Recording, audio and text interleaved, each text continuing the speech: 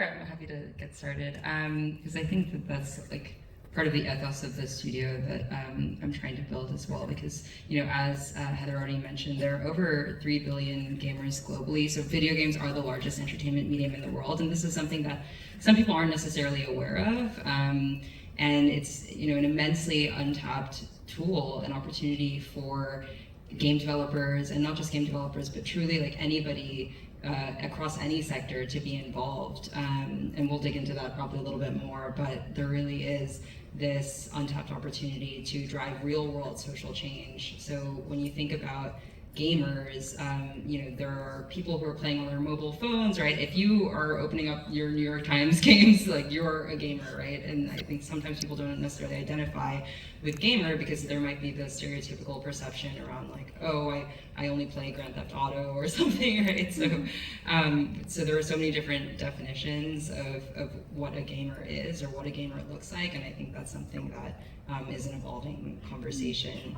But yeah, I think everybody is invited to the table when we're talking about that. And one of the things with games specifically that I really value is that the community and the audiences can actually participate in the development of games, right? Because they're not finite experiences. Often games are live or can make updates, and so game developers are really now focused on community building and listening to their audiences, and audiences can actually shape some of the content that is being created and updated in video games. So that's one of the more powerful pieces, I think. Yeah, I can pick up on that too. What I think is unique and what gets me really excited is when you, unlike sports or film, where you're primarily ingesting what's being delivered to you, with games, you are part of you're really driving what's happening in that game. You're in control of your experience, and you expect that when you play, you're going to be changing the outcomes. And you put your own experience and what you need to learn and what you need to vanquish, right? It's right in there. It's what you're doing. It's why you play, is to gain mastery, learn new skills, feel a sense of accomplishment. And that's exactly what we need with climate change. We need people to be at the center of their own experience, feeling like they're empowered to do things and understanding where their levers are, where they can actually drive change. That was what I was gonna say. Nowhere near as articulately. Yeah, I think that is the sort of unique thing about games as a medium, is that by virtue of the fact that it is a game, you are participating in the storytelling.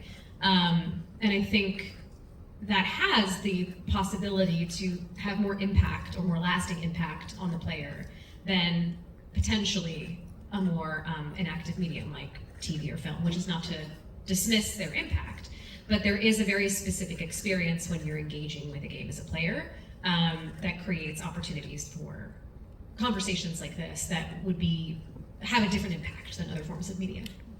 Absolutely. And Marina, you recently, well, not super recently, but your research is at the intersection of gaming and climate. You led a research initiative with Yale and Unity that examined the question of what gamers feel about climate change. Could you share some of the insights that you learned from that study? Yeah, and I realized that it would have been really relevant for me to mention to this group and in my bio that I was the head of climate and sustainability for Unity Technologies, the game engine, which is how I've gotten to some of this, so there we go. Doing it now. So this project with Yale came out of my own reality as a gamer, where I would play, and I feel like so many people have this perception of gamers that it's like some like incel teenage boy like slumped over his console, like playing a first-person shooter for days on end, which is definitely part of the beautiful giant tent of gaming for sure, but it's not all of it. And so I thought, how do we do some myth busting around this? So we partnered with Yale's Center for Climate Change Communications and did a Gen Pop survey, so all of the general U.S. population, and looked at what the differences were between people who identified as gamers and those who did not. And there was a bunch of really interesting results that came out of that, most of which I can't remember right now, so which is why I also have a little piece of paper with me. I wanted to pull out 3 of them because I think it's relevant for you folks here. And the first one is that players, people who identified as game players versus Gen Pop felt like they were more worried about climate change, they were more interested in getting information about climate change, and they were sort of more educated about it.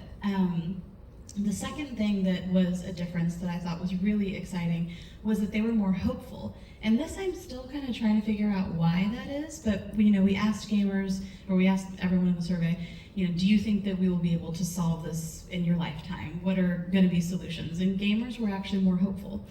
I kind of think that it might be because of what we mentioned. We all talked about gamers being like having a real sense of agency over a large part of their experience, which is when they play.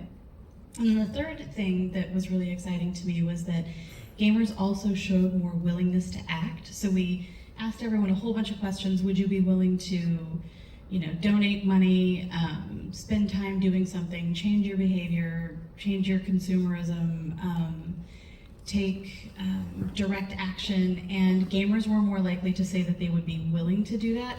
Obviously the next level of the study is to go back and see whether or not they actually do that.